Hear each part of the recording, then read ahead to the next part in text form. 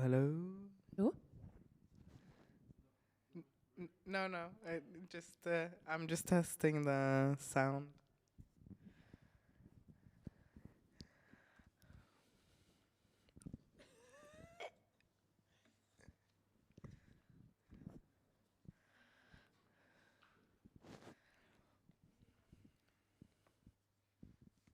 Let me know when it's 30 seconds or 15 seconds. I don't know.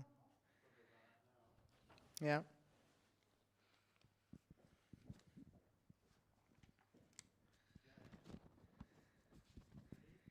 Ready.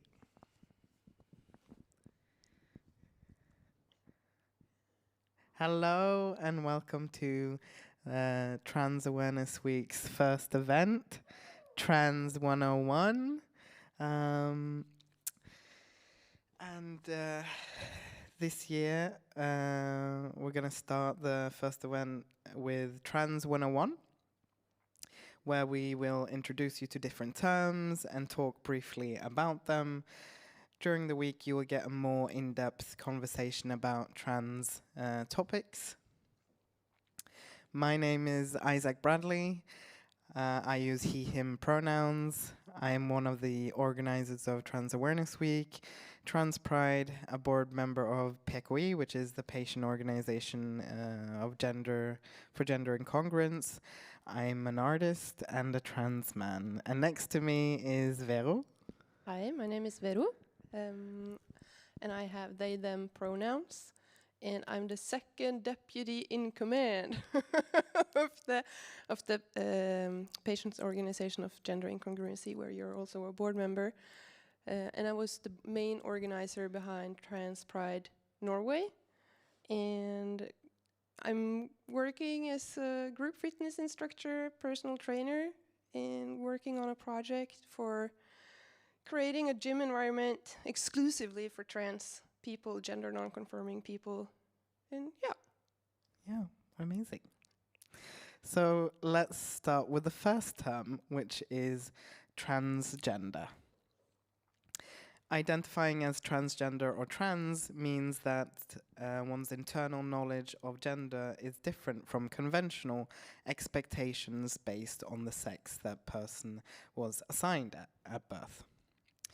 A transgender woman is a woman who is a woman, lives as a woman, identifies as a woman, and was assigned male at birth. A transgender man is a man, lives as a man, identifies as a man, and was assigned female at birth.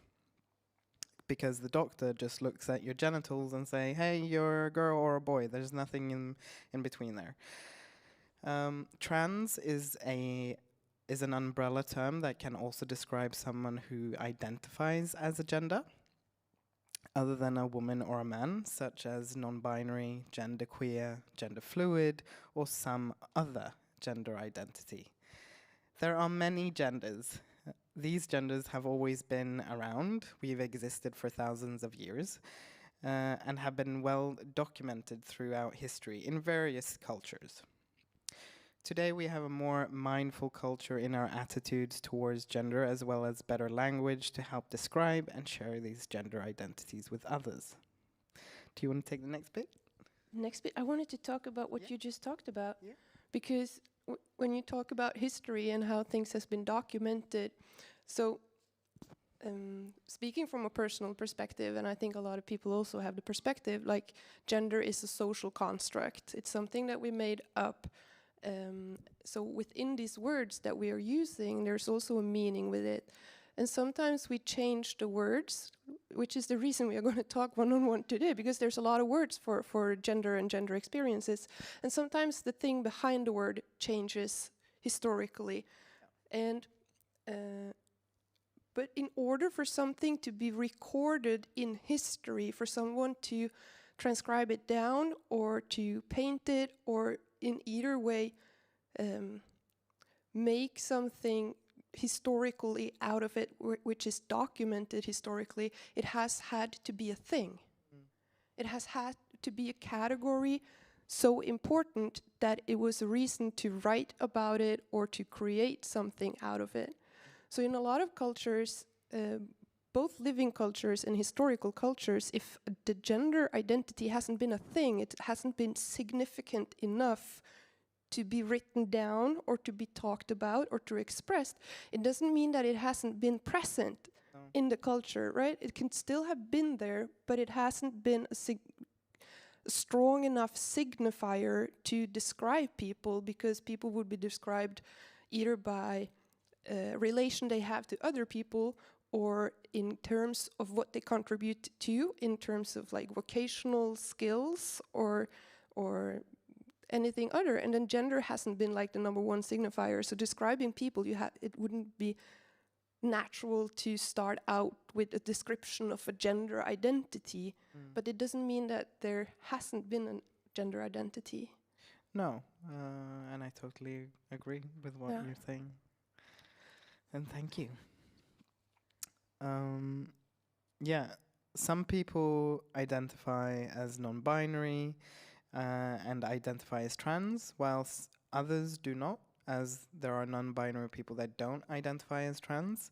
And I just, non-binary in itself, I feel like it's just a term saying what the person is not. Yeah, and not actually what is it saying. Yeah, it is. Is it a term that kind of like you need to follow up question for it? Like, then what is it if it's not non-binary? Because you get it if it's a binary, like man-woman. There's not that much questions to it because it's so culturally embedded in our knowledge what man and what woman is. And then non-binary, and then it's, ooh, what's that? And so you need more words than just those two words. Yeah, I don't feel like it's a good enough term, but it's like it will do. That's kind of the term. And I've spoken to a lot of non-binary people, and I mean it's the only term that they can like use, and it feels okay. But for some, it doesn't feel okay using that term. So I understand that it's can be difficult or a challenge to identify with something that just says something that you're not. Yeah. But it's also like a conversation opener. Yeah. If somebody comes over and like, I'm a man, that's a conversation stop. Yeah. Because like there's no questions further into it. It's okay. Yeah. But in non-binary, there is a conversation starter. Like, what do you mean non-binary? What kind of non-binary? Yeah. And then there's a start of like sharing knowledge, and you start to learn to know the other person because they are talking of a personal perspective instead of just I'm a woman, and then describing often just generically female women coding, and then it's like, yeah, this is womanhood, but is this you? Yeah. You know, and then non-binary, you have to start from a self-explanatory perspective, like introspective part, and then share the knowledge about you as a person.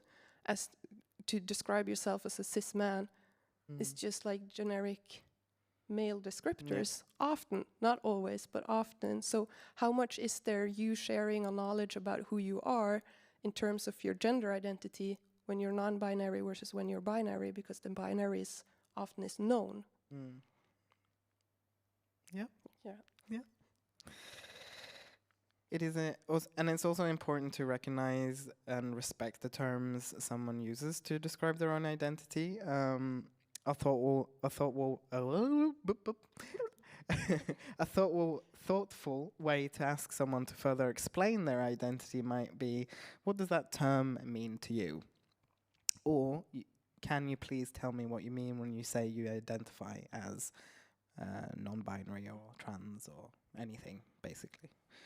And then we also have like, you can be gender non-conforming but not be transgender. So a lot of cis people can be gender non-conforming, and then like you have the typical butch, typically for lesbians, and then you have like tomboys, feminized men, and like all different kind of words again that is about gender non-conforming and challenging gender norms in kind of like going outside the gender binary. Sometimes you can be non-binary, transitioning between femme butch identities, but not necessarily be transgender. You still identify with the gender that you have by birth, but you might not identify with the femininity, masculinity markers of that gender. Yeah. Someone who is cisgender, and we use this term to, I mean, it means basically the opposite of trans, but it's you identify with the assigned gender that was given to you when you were born. And it fits conventional expectations based on that person's assigned sex at birth. A cisgender woman is a woman who was assigned female at birth. A cisgender man is a man who was assigned male at birth. Next, we're going to talk about transition. And then it was interesting earlier today because you mentioned something. Yeah, and it might be a little bit controversial, but it's... But I think it's interesting, so I would like you to share, because when we mention transition, it can be socially transitioning as trans, it can be medically transitioning, but yeah, let's talk about cis people that might also be transitioning. Yeah, because like the way that we want to describe transition is that transitioning is the process of taking steps to live as one's through gender identity.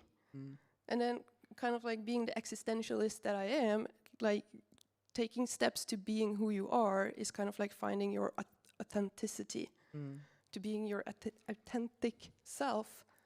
And then I see a lot of cis people, and for me, there's a lot of interpretation that I have to do about how cisgendered people, binary cisgender people, maneuver their gender roles.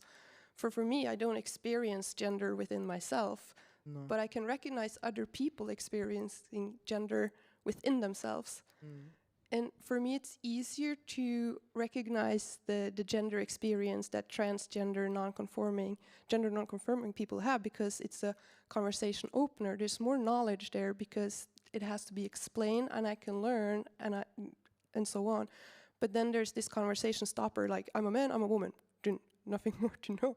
So I have to do a lot of interpretation to figure out what is this signifier, what are the things that you're doing, the things that you are performing and saying, what parts of those are you, and what parts of those are you performing a cisgender.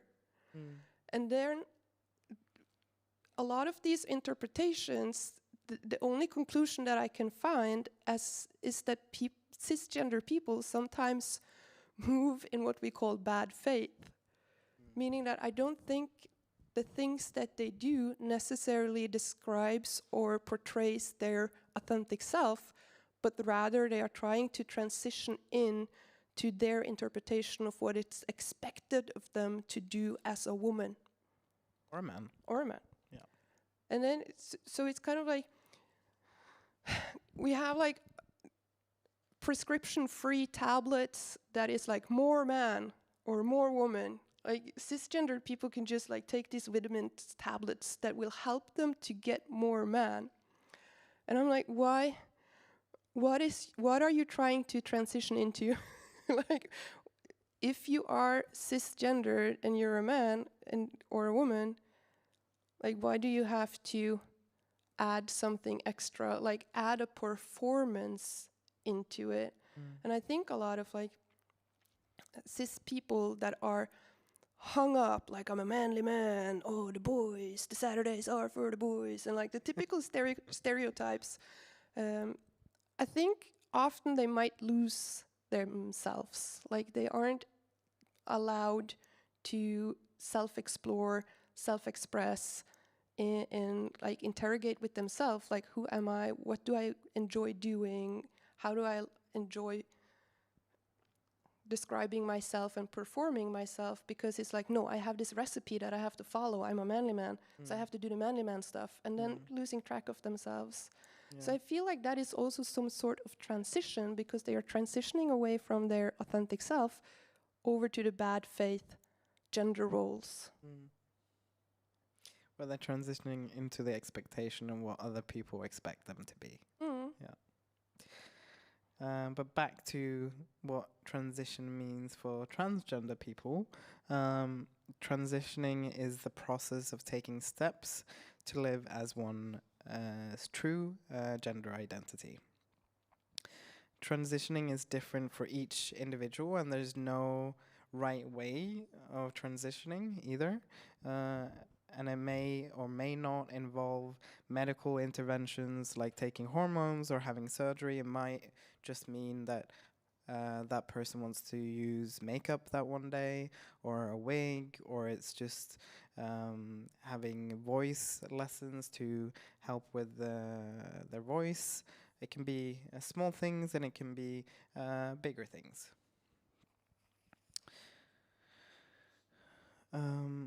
Yeah, and it can also be just transitioning and using the right name and the right pronouns, their gender identity, or going by certain pronouns that affirm their gender identity. Transitioning could involve making changes to one's physical appearance. That means taking hormones or having top surgery or feminization surgery for trans women. And it could be just, having a different or a more affirming, wearing certain clothing that is affirming to you. So it's a lot of things. It could be hairstyles in different lengths. Like I feel really gender euphoric when I go and get a haircut.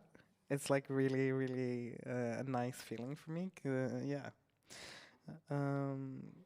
Yeah. And then there's also the issue of having access Yes. to these different things. Yes.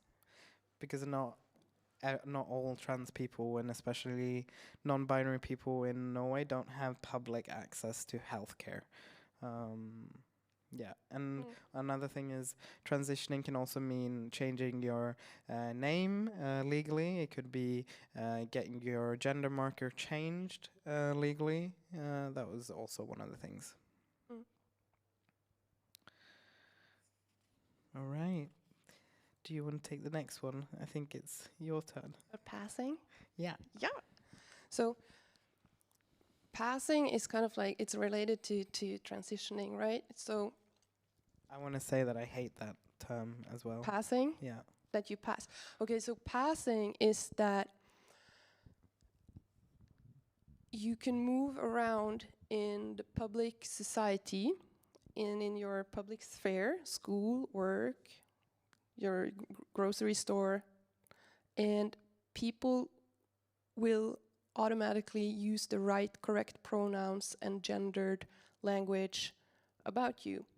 There won't be kind of like a hiccup or a question or misgendering based on the way that they interpret the way that you look. So it's very binary. Yeah. You have to either pass as a woman or a man. I feel that non-binary people, it's so harder for them to... Because people don't have the knowledge, that, like, they don't have the word within them, so it has to fall into a category. And often it's like a game of elimination. So it's kind of like, I think when people look at me, they're like, oh, there's no long hair, so it's not a woman. And then if I talk, oh, there's not a deep voice, it's not a man. And then depending on how I move, what parts of me they see or hear, they are conflicted a little bit back and forth. What is. And it's like eliminating game, and then they end up with a category, and then they just go with that category. And they are 100% sure that that is the correct conclusion to fall with. Like, people would just use him, her pronouns straight away and not kind of like stop and think. And it's like, it's kind of weird because it creates a distance, because like, you don't know me, like what is. But passing, I don't think, up until now it's not possible to pass as a non-binary, because people don't have the language to say them, they, them. People will say he, she. Either way. I mean, unless you look binary enough, then you will pass that way. If you don't look binary enough, then you won't. And that's why I hate it, because it's just, why can't we just use more gender neutral language in general and not having. But I understand for safety reasons why passing is important. Yeah.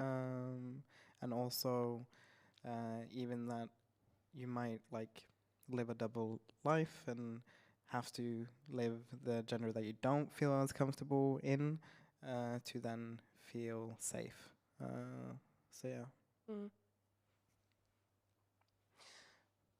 But passing is like in the binary sense is that you as a man, a trans man, is perceived as a man by strangers that don't know anything about you, and the same as for trans women are perceived as women without any questions or any knowledge. So that is passing. And some trans people want to achieve passing. Yep. Of course. And I think a lot of people also have like gets this gender euphoria the first times that they are passing and so on. And then some people don't want to pass. They want to be perceived as transgender, as non-binary, as not man, not woman, as myself. Like I want people to stutter, to have questions, to confused. You want them to be confused. I want that. Yeah. And the perfect part is like when there's children together with their parents and like, mama, is it a boy or a girl? And I'm like, yes, you get it. You are 5 years old. You get it. You are asking the questions. You are here to get to know people in your surroundings. Yeah. And then the parent is like either one, and I'm like, you don't want to know me. Like you aren't seeing the human that is standing in front of you, like your child is seeing. You're just seeing a body and then you interpret it into a binary.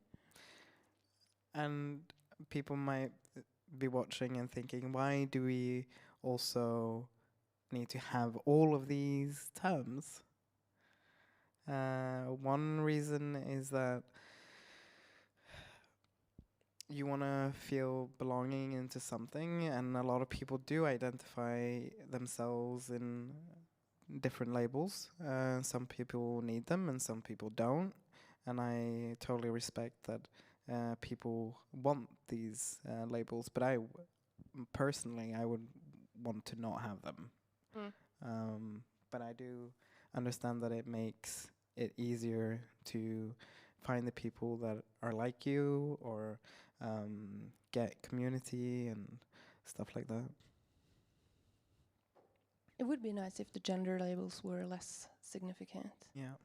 Like when you say like I'm a fitness trainer, and then people won't expect me to like 24/7 be in fitness trainer mode. Like no matter what I do it as a fitness trainer. But it is like that with gender. Yeah. So like then you're expected to be manly man in everything that you do, or womanly woman in everything that you do. Like that one attribute transpasses to everything that you do. Yeah. And it's kind of weird that we expect it to work in that way. Yeah. And then there's the gender identity and sexual orientation are two completely separate aspects. Yeah, but when I was younger, I confused the two. I think a lot of people do. Yeah, because I misunderstood my sexual orientation with my gender identity, which I think is very normal for a lot of trans people. I'm just assuming, but when I've spoken to a lot of them, I feel that there are a lot of people that has misunderstood.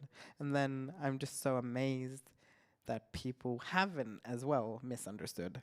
Yeah. And then there's also, like, I have issues with the way that we describe sexual orientation as well, and not just like the cishet community, like the majority society, like big society, like the LGBT society too, because we conflate sexual orientations with only gendered sexual orientation. And like for me, like not experienced gender within myself, I don't find it as a heavy signifier in other people as well. Like I can recognize it. And I can also recognize like you're funny or you're not, you're smart or you're not, you're tall or you're short. Like, it's it's a mix. It's like a small significant thing, like a short aspect of a person. But for me, like that one tiny part is not significant if I have an attraction to the person or not. So for me, it's super weird that we divide it into a gendered-based sexual orientation, that you are attracted to the gender. And it's like when people, so let's take a cis het binary example. Like this was things that baffled me when I went to school, and we would go to pre-parties and you want to hook up and stuff like that. And then when people, like the cis hetero people, go into a pre-party and it's the group of 20 people, men and women, and then automatically half of these people are not interesting for me. And like, how can you know that? And it's so weird that that your sexual orientation can be so strong that half of the population on the pre-party is not, it's not worth your time. You don't want to know them or anything. It's super weird. And it's like, it would be the same as if I go like, everybody above 180, nah, you're not an interesting person. And it's kind of weird thing to do. I know, but I mean, people have their preferences. But I agree. But I'm bisexual, so, you know, I would get to know anyone. Yeah. And it's like, we have like, what is called sapiosexual or something, when you're attracted to intelligence.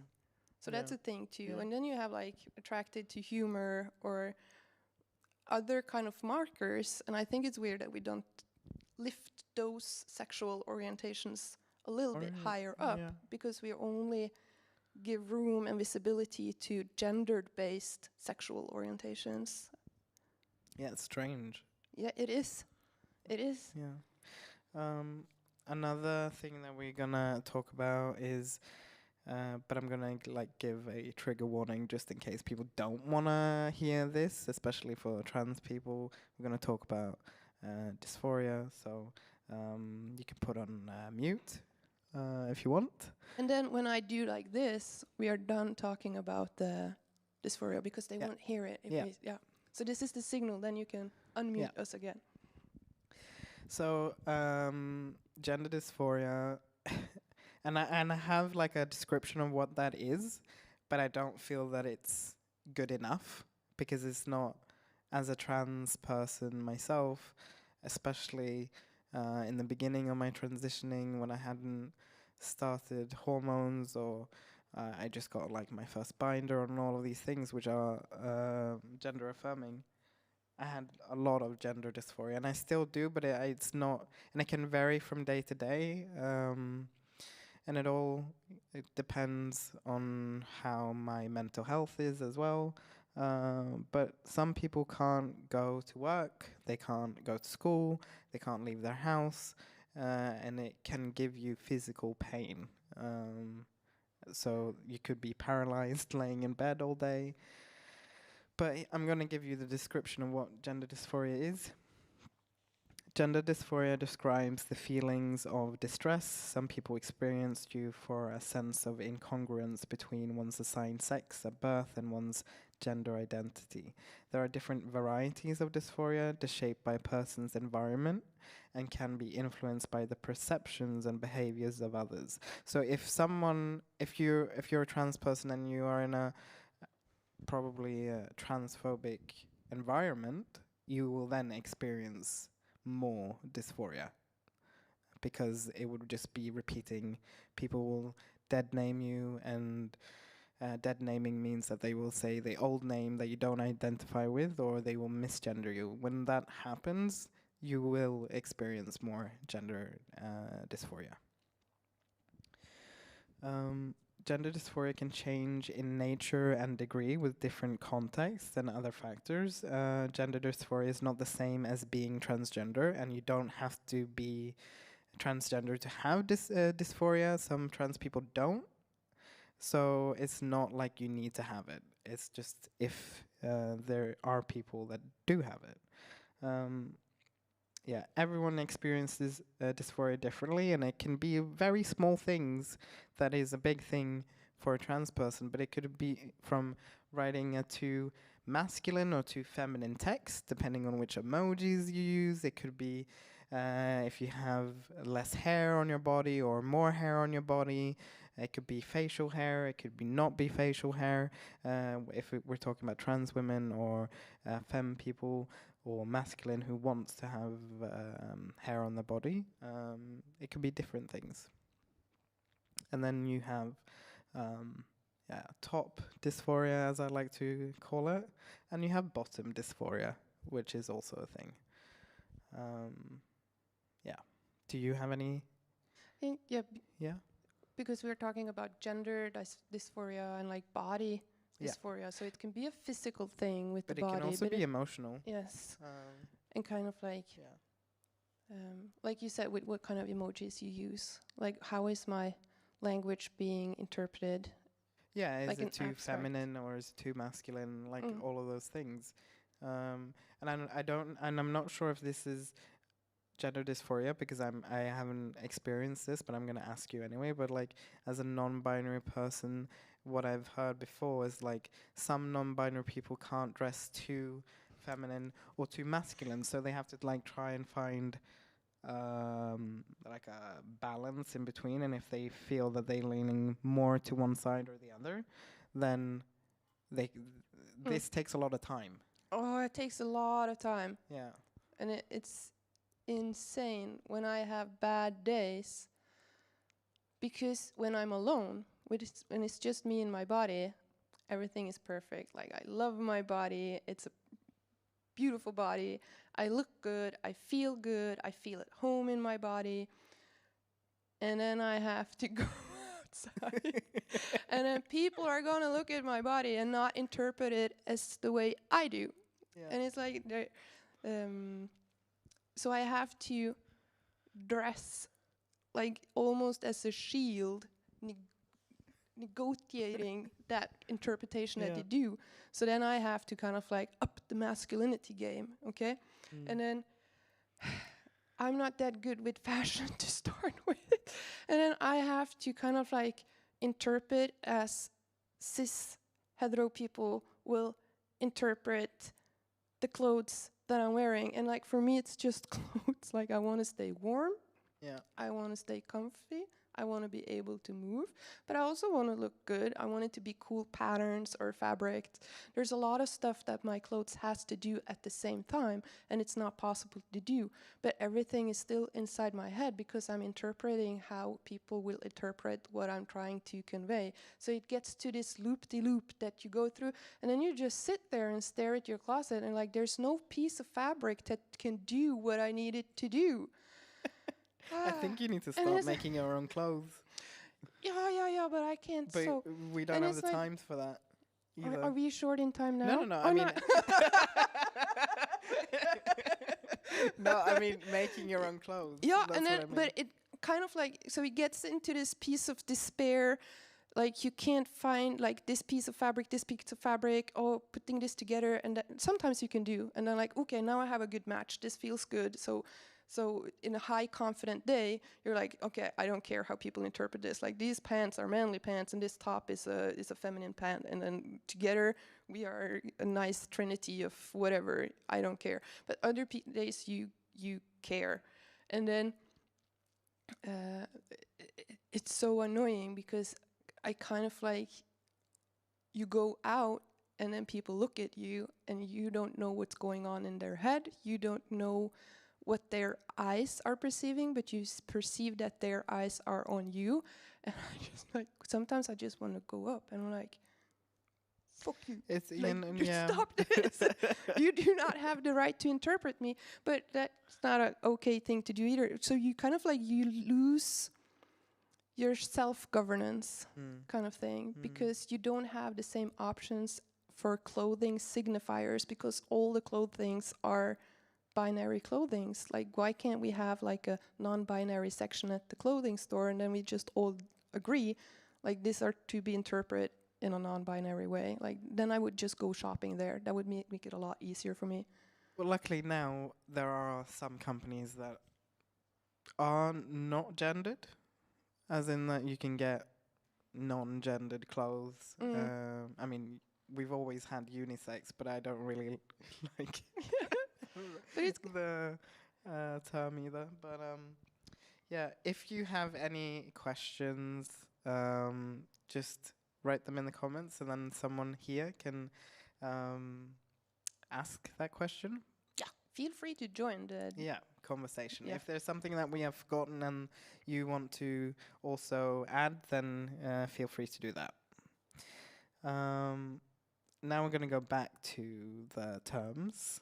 And we're going to talk about binary, which is the society that we live in is binary. Male and female. It's used as an adjective to describe the binary genders: female, woman, girl, male, man, boy. Yeah. And then we have non-binary, which is the preferred umbrella term for all genders other than female, woman, girl, male, man, boy. Used as an adjective. For example, Elsa is a binary trans woman and Jessie is non-binary. And they use they, them pronouns. Yeah.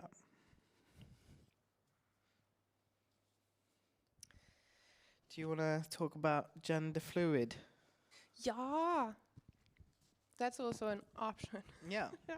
And then it just gets complicated, more and more complicated, the more words that we make. But still, I think it's good to have the words.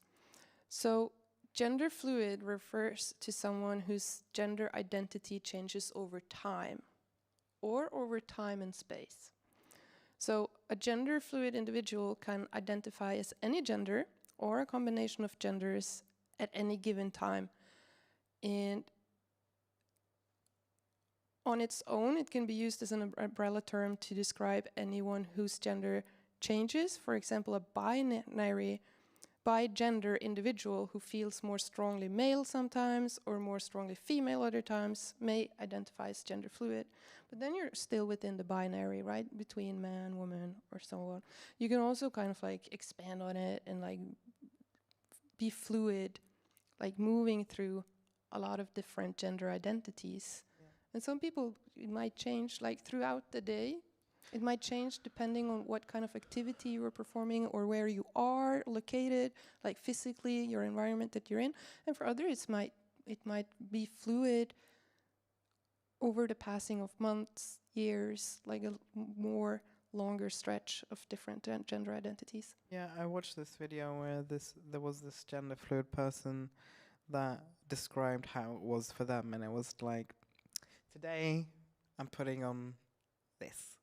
It was like I'm putting on my gender for today, which I thought it was a really nice thing to say, because it can vary from hour to hour. It could vary from day to day, month, week, year. So it goes up and down. Yeah. Or sideways or left. I don't know which Floating direction. in time, space. Yeah, and basically. Yeah.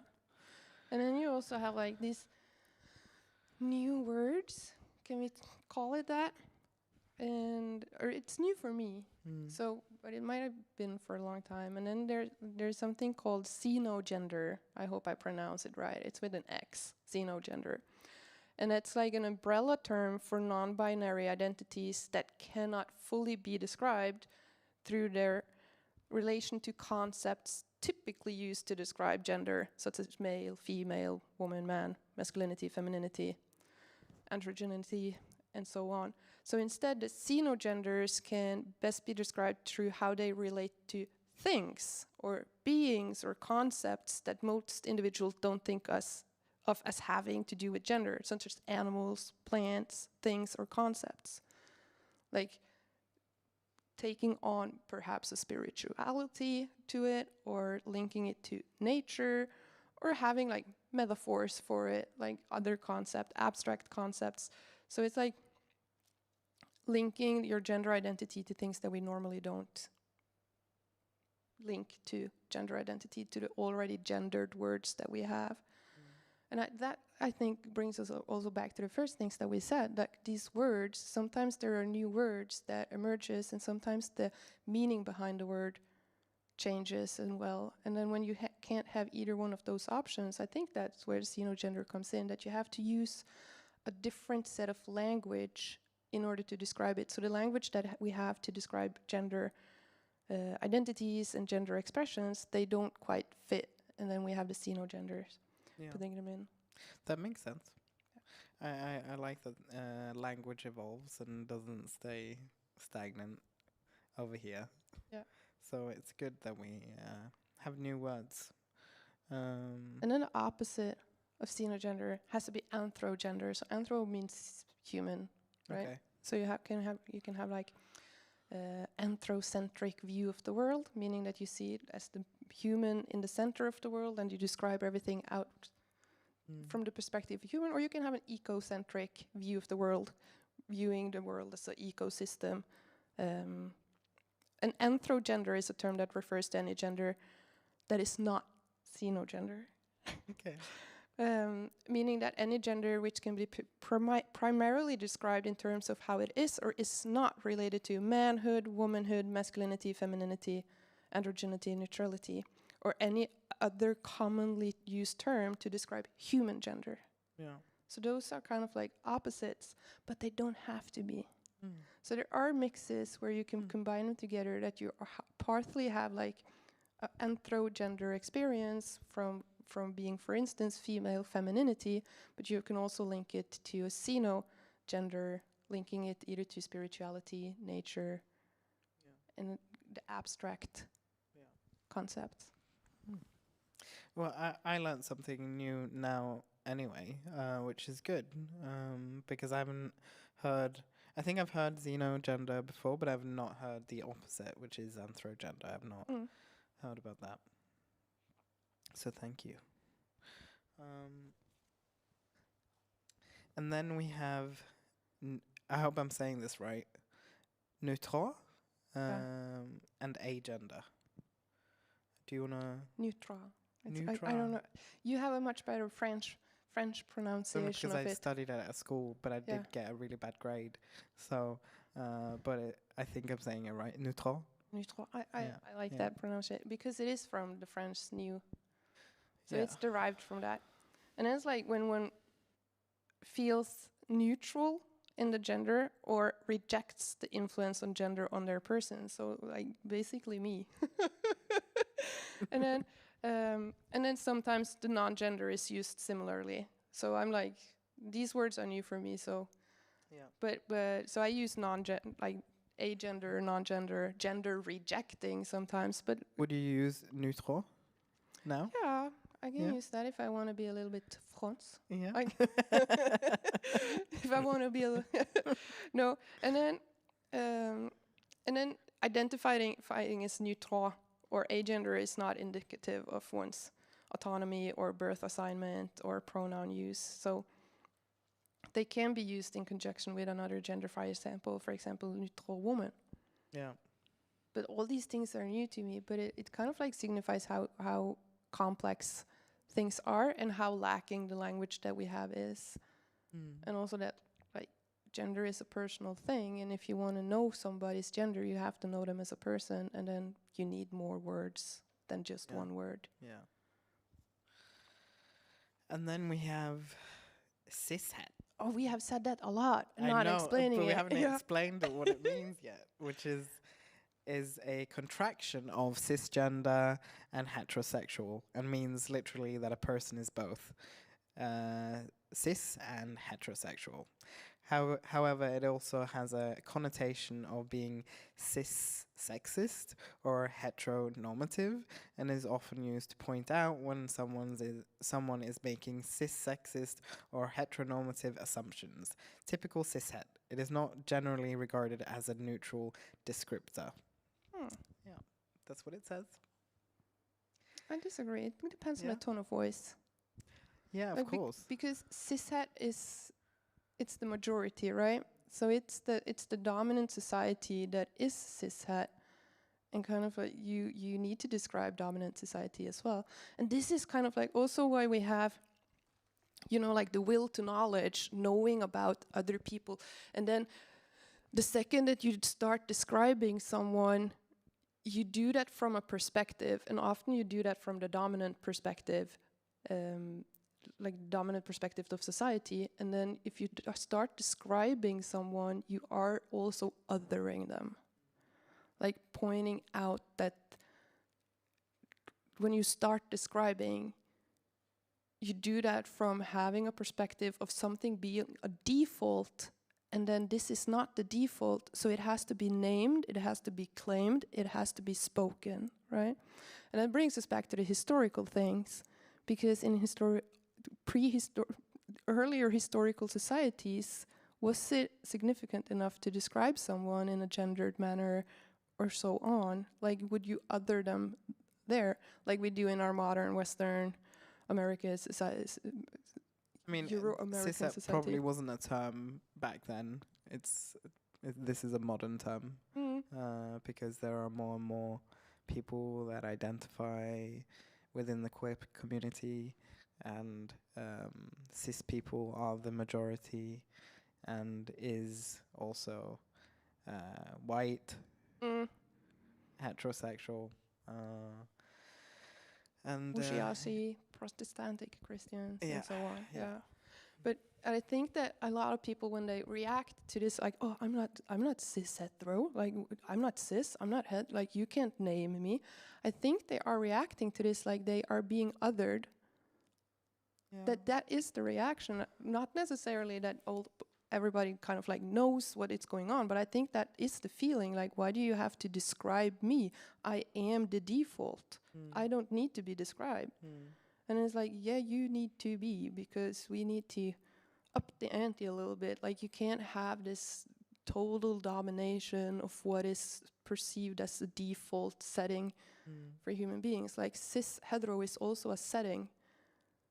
Yeah. That isn't kind of like, it's not the faucet, it's not the default answer, it's right? not the answer.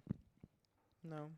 So I feel the need that we could use the word, and then of course, if you do it in a sour voice, a sour tone, then it's derogatory term, of course. But that is like, you can say the word homosexual in a factual manner, and you can say it as a slur. Yeah. And the same with cishet as well. No, I think I've experienced some people, cis people, that have taken offense when I've said that they are cis, instead of just acknowledging that they are cis. But I didn't mean it in a bad way. Yeah. Because a lot of cis hetero people are like, I'm just normal. Yeah. That's the default. I'm normal. And then all of a sudden, when they have a word for themselves, it's like, oi, what? I'm not normal anymore. Like, what is? And it means, yes, you are normal. It means that you are the majority of the population of any country that you're in. Yeah. Do we have any questions? No, not yet. Okay. Maybe we did a good job of the one-on-one. But maybe. But no, but it's a lot of words, and I think like the number one thing is that mostly the internet is your friend. So if you are wondering about things, like, there are resources online a lot. You could just search Trans 101 and you will find it there. Even on our website, Könsinkongruens, which is a super hard word to find, but there are many. There are some terms that we haven't even mentioned, like demi boy and demi girl, and those mean that they partially feel like a boy, but not necessarily like wholly. And we're going to have a lot of conversations throughout the Trans Awareness Week, where we're going to go more in depth on Later these things. Today, you're going to have a at conversation. 8 o'clock. Yeah. Then we're going to talk about non-binary and have more non-binary identities into the conversation, and maybe learn a little bit more about xenogender and anthrogender. Yeah. And also, I think, like, if there's people that are close to you or that you want to know, I think it's a good like rule of thumb to think about these new expressions or the words, like regardless if they are new or if they are new to you, that these gendered words are a conversation starter. Don't think of them as a conversation stopper. So if somebody just comes up and they're like, no, you start to know them. Maybe you have a new colleague at work or something. Your roommate has gotten a partner or something, and then I'm not non-binary. Yeah. Try, if it's a close relationship, have it as a conversation starter, not as a conversation stopper. I think that's a... No, and if you are cis, and because I want cis people to start hiring trans people so that there are more trans people everywhere in different fields of work. So, and how would they do that, do you think? Oh, how they would hire them? That's an interesting, because I am applying for jobs because I like the fitness stuff is just like part-time job, and I write it in my applications. Yeah. Like they, them pronouns. Yeah, you write it in there. Yeah. Because I had the experience that I applied for probably about 200 jobs, and I did put it in there. I have gotten 2 interviews. I didn't get one interview. And then during both of those interviews, they were tiptoeing around using pronouns and tried to avoid using pronouns. And then, like, when you're sitting there applying for a job, you don't have the luxury of kind of like going hard limit and kind of like, why aren't you using pronouns? Or like start challenging, or at least I can't do that. Maybe I should start doing that. But so the tiptoeing around, I feel, is like halfway giving respect, but also halfway disrespecting, because it's like, just practice it. I think it's a hard balance. I think if you get the job, then you have more rights about, that they can't discriminate and blah, blah, blah. But the place that I'm working now, I didn't say anything during the interview. Like, it wasn't natural. It didn't come up and stuff like that, because I had an audition and we talked about the audition that happened. And then later on, we were supposed to write a short description so that people can get to know the different trainers. And then like, no, it's they, them. And just like, hey, remember, don't use any binary gender words. And then we're like, okay. But then I already had the job, right? Yeah. And now it's like super great, because now it's like, if within the gym where the different employees are presented, I am presented with my correct pronouns, and it also says at the end, Vero is gender non-conforming / non-binary. So people know specifically, like, there is a trainer, a group fitness instructor that represents this. And I think I can see this in my classes. Like, I have a different demographic showing up. Good. And I hope that is because it's explicitly, specifically spoken that I'm gender non-conforming. And then I was supposed to have like this short class for the leaders, like my boss and another person, to talk about what is a gendered language when it comes to fitness stuff, because a lot of the times it's just, come on girls, we're gonna build some ass. And it's like, why are we doing this? Why are you motivating people based on a gendered aesthetic for their body? Like, they want to get fit, like like a lot of problematic things. And I feel like those small drops that I'm just pointing out, like, oh, that was a very assumption of why men want to go to a group fitness class or so on. And then just pointing it out. I'm not giving them the conclusion. I'm just pointing it out, like, this makes me question things. And then they are naturally picking up on it and kind of like, yeah, we have always said it like this, but it's weird that we divide it into boys and women doing these and these weights. Well, I think that is, where they get that from. School. Kindergarten. It starts there. And then they continue doing it until now, like in everything. Yeah. It's like, hey, man. Yeah, like, I can't. Women want to burn calories and men want to get buff. And it's like, why? No. And then Yeah. health is like a body is a body, and it's healthy not based on how it performs gender. It's healthy on how it performs the activity that it would do. But I would never do these things if I was just a gym member Mm. or anything. This is only because I'm employed and I have the workers' security that I know they won't fire me Mm. if for me saying these things. If I did not have that security, I wouldn't be saying these things. Yeah. Well, it's trans people only got the discrimination protection last year. And I So- started this job last year. Yeah. So it's pretty new. Mm. If they could have fired you, and Yeah. nothing would have benefited you. But so far there hasn't been any social sanctions. No, So that's good. kind of like being hopeful that there might not be, Yeah. and then also waiting for it to just happen. Yeah. No. In my job, I work with youth, and there we ask for pronouns, and they know that I'm trans. So, Mm. but we ask the people that come in, which pronouns do you use? And some people it's hard to answer, and some people don't know what pronouns are, and yeah, and then some people are very clear what their pronouns are. as well. Often with my colleagues, like being Mm. non-binary, I often get this like, "Oh, you're the first non-binary I know. Mm. Like, you need to give me time.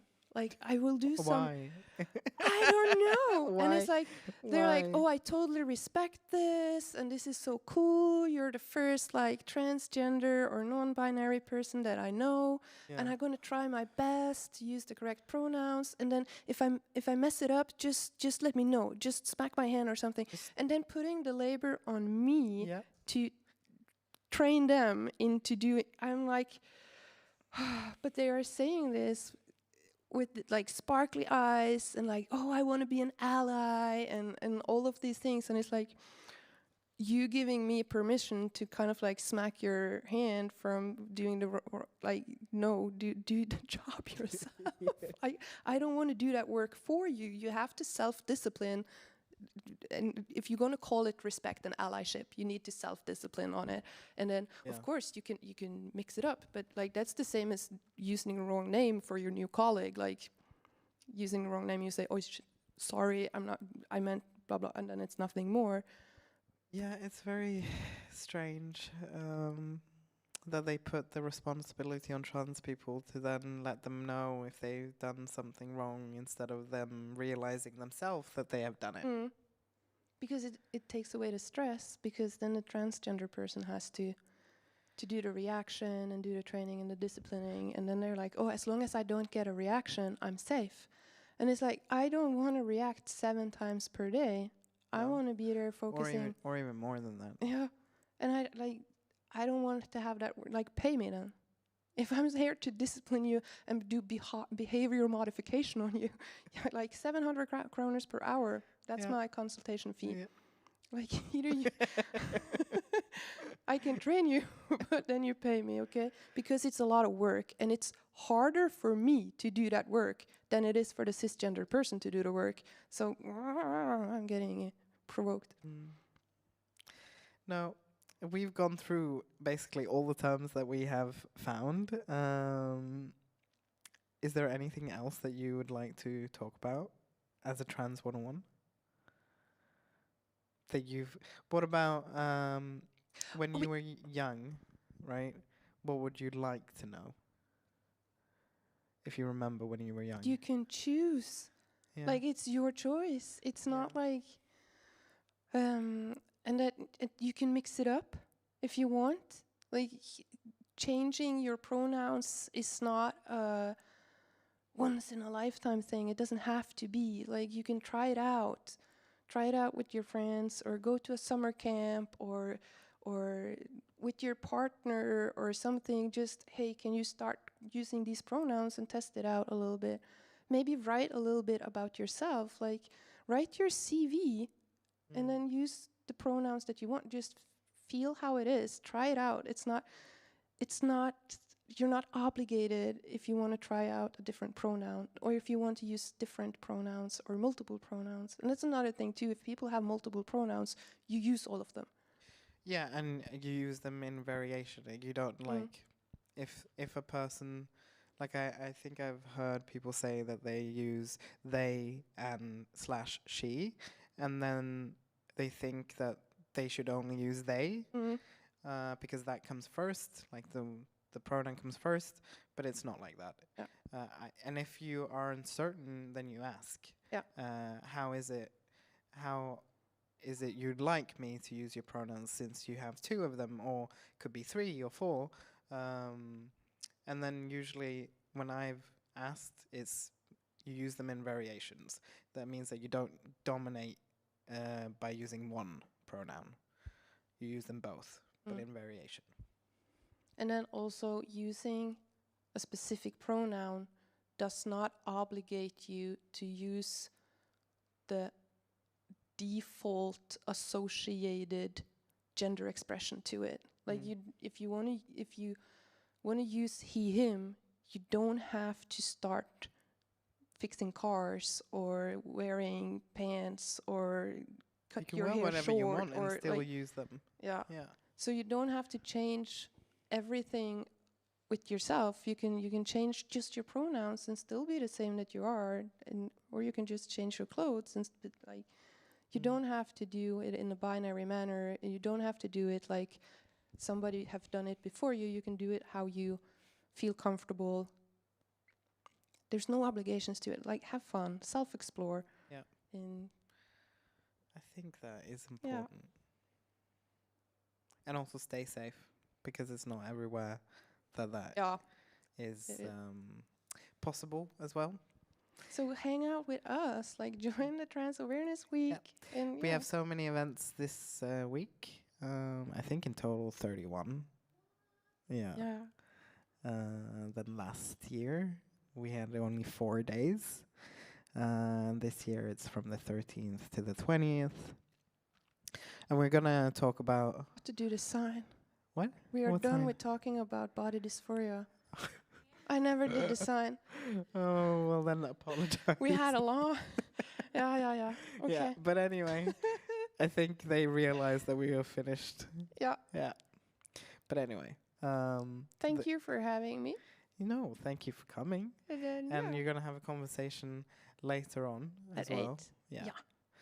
A conversation about being non-binary with Inish and Iben and yourself. And then me and Alexander, the leader of PKI, and Christine Jantoft from Fri will then open the week. And we have an exhibition with Chai S here in the downstairs gallery. I had a sneak peek. It was nice. They just finished doing it with help from the TAV team, who did an amazing job, and everyone who volunteered as well. But yeah, there's so many things that are happening this week, so I urge you to go and check out the program on Facebook, Transgender Awareness Week, and all of the scheduled streams that we're going to have are on our YouTube channel. Yeah, I don't know if there is anything that I've forgotten. Yep, and then tonight at 7, well, doors open at 6:30 at Bergenskjøtt, Skutervikstorget at 1. The doors open at, what? And the stream, yeah. Doors open here at 6:30. The stream will start at 7. And then we will have a opening night with loads of events and conversations and a DJ set by Inish. And then we'll finish the stream, and then it will just be a physical thing that will happen here at Bergenskjøtt with dancing, definitely. Yeah. All right. Yeah, then I will say thank you for us. And welcome to Transgender Awareness Week.